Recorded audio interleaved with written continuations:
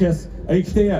Bičiuliai, pradėkime mūsų renginį ne nuo kalbų, o nuo to, kad Vilniuje yra daug žmonių.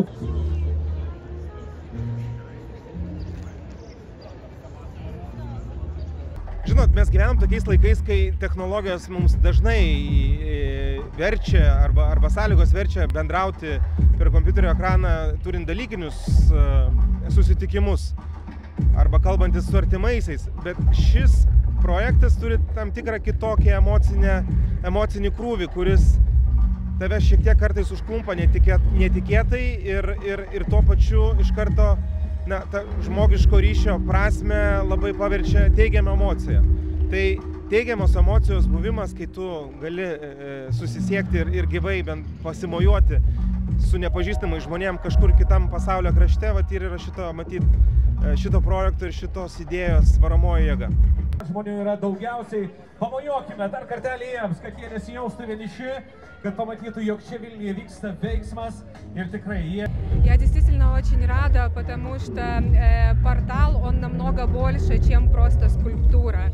Портал — это часть символики того, о чем город Вильнюс. Вильнюс, он открытый, он глобальный город, он очень быстро развивается. Портал об этом, портал о связи с миром, с людьми и так далее. Поэтому для меня это очень символично, что я как представитель совета имею возможность эту очень символическую, если можно сказать, вещь открыть. Labai geros emocijos, labai nuostabus, prasmingas projektas. Kažkaip atrodo, kaip ir nieko ypatingo pamojuoti žmogui, bet kai tau pamojuoja atgal, tikrai kažkas sukirba širdį ir tas žmogiškas ryšys, jisai iš tikrųjų labai stiprus ir, nežinau, man atrodo šiais laikais, kai visi taip atitolę ir bendravom tik per stiklą, kad ir tas stiklas čia yra, bet jis vis tiek toksai kažkoks įtraukiantis ir tikras, tai labai šilta širdį. 3, 2, 1, kerpame juos ir atidarome portalą Rotušės aikštėje Vilniuje! Когда увидели вот эти все люди с флажками, с плакатами, мурашки не побежали? Естественно, они бегут, потому что, вы знаете, когда задумываешься о том, как на самом деле все, как мы все взаимосвязаны в этом мире, иногда мы даже сами этого не осознаем.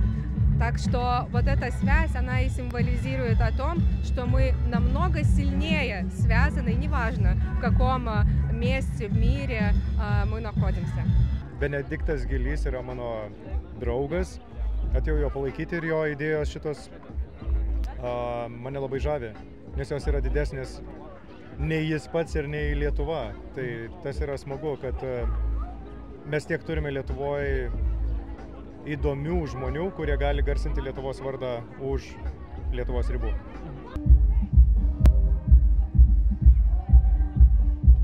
Радісні, але в мене більше за все болить душа за Україну.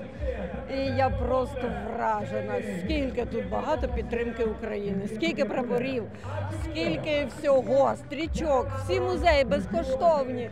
Коротше, я дуже в захваті від того, що так підтримують Україну дуже. А вот организаторы еще говорят, что откроют такое окно еще и в Украину. Как вы, радует вас? Дуже нам це радісно, тому що ми іноді думаємо, що ми взагалі в світі одні, от з тим всім боремось.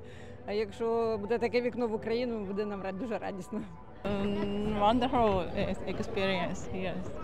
What do you feel when you see those people who are waving you from their window?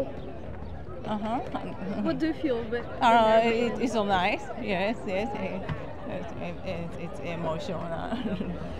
If you could speak with those people, what would you say them? What kind of message would you send them? Hello, I'm here in Lithuania.